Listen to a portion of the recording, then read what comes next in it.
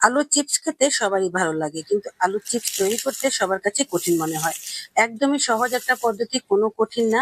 এটা ঘরে বসেই তৈরি করে নিতে পারবেন অল্প সময়ে। এই তো আমিও ঘরে বসে তৈরি করে নিয়েছি, আর কিভাবে তৈরি করেছি আর কিভাবে বাটা সংরক্ষণ করব সবকিছু এখন আপনাদের সাথে শেয়ার করব।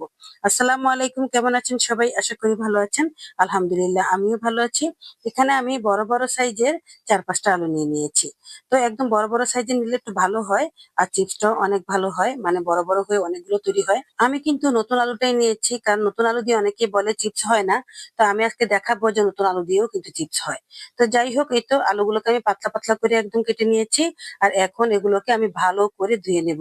যতক্ষণ পর্যন্ত পরিষ্কার পানি বের না হবে, ততক্ষণ পর্যন্ত আমি এটা ধুতে থাকবো। ধুতে ধুতে যখন পরিষ্কার পানিটা বের হবে, তখনই মনে করবেন যে আর ধুতে হবে না। তো যাই হোক, এদিকে আমি গরম পানি বসিয়ে দিয়েছি, তার মধ্যে একটু ভিনেগার দিয়ে দিলাম। আর এখন আমি আলুগুলো দিয়ে দিচ্ছি এখানে। এখন আলুগুলোকে অনবরত আমি লাড়তেই থাকবো, কারণ লাড়া একদমই থামানো যাবে না। তাহলে নিচের গুলো হয়ে যাবে আর উপরের গুলো একদমই হবে না।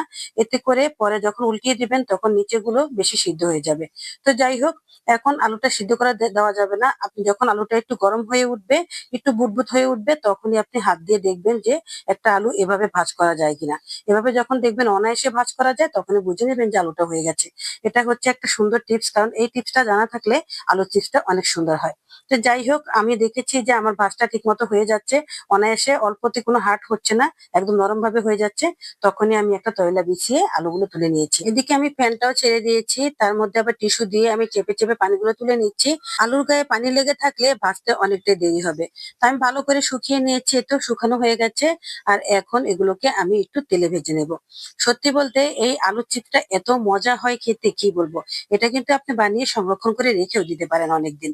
আর অল্প অল্প করে খেতে পারেন, কত মজা হয় জানেন এই আলুর চিপসটা। এখন তো বাজারে প্রচুর আলু আছে, অভাব নেই আলুর। আর এখনই সময় এই চিপস বানিয়ে বাচ্চাদেরকে দেওয়া।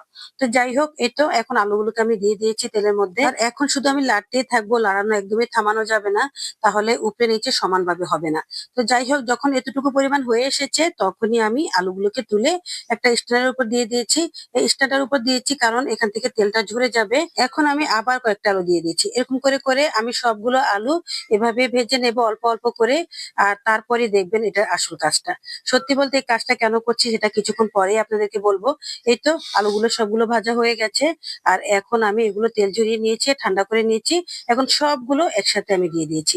এভাবে করলে আলুটা যতটা মুচমুচে হবে, তাড়াতাড়িও হবে, তেলও কম টানবে। আর দ্বিতীয়তটা আপনি অনেকগুলো একসাথে ভেজে নিতে পারবেন।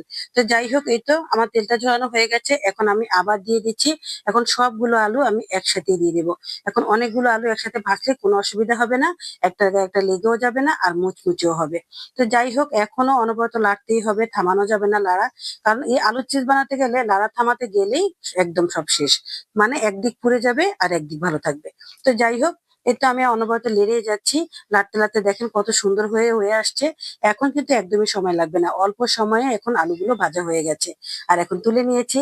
কি সুন্দর হয়েছে দেখেন, মাশাআল্লাহ মাশাআল্লাহ। এভাবে ভাজলে তেলটাও অনেক কম টানে আর খুব অল্প সময়ে হয়ে যায়। এতো কত অল্প সময় আমি সবগুলো আলু চিপস বানিয়ে নিয়েছি। আর দেখেন কত সুন্দর হয়েছে। আর এগুলো অনেক মুচমুচেও হয়েছে। তো এখন এগুলোর সাথে আমি একটু মশলা মিক্স করব। সেটা হচ্ছে, এখানে আমরা যে একটা চাট মসলা ব্যবহার করি, ওটাও দিতে পারেন। অথবা আপনি একটু মরিচের গুঁড়া, একটু লবণ দিয়েও খেতে পারেন, অনেক ভালো লাগবে। তবে সংরক্ষণের ক্ষেত্রে আপনি কোনো মসলা দিতে পারবেন না। মসলা দেওয়ার আগে সেটা সংরক্ষণ করে রেখে দিবেন। আর যখন খাবেন তখন মসলা দিয়ে খাবেন। আর দেখেন কতটা মুচমুচে হয়েছে। একদম চাপার সাথে ভেঙে গেছে, একদম গুঁড়ো গুঁড়ো হয়ে গেছে। বাজার থেকে এখন আর দাম দিয়ে অস্বাস্থ্যকর চিপস গুলো কিনে খেতে হবে না। এভাবে ঘরে আলু চিপস বানিয়ে সংরক্ষণ করে রাখুন। যখন বাচ্চাদের মন চাইবে, তখন তারা একটু মসলা মাখিয়ে বাস খেয়ে নেবে। আর শুধু খেতেও অনেক ভালো লাগে। ভিডিওটা ভালো লাগলে অবশ্যই লাইক শেয়ার কমেন্ট করবেন। আজ এ পর্যন্তই, আল্লাহ হাফেজ।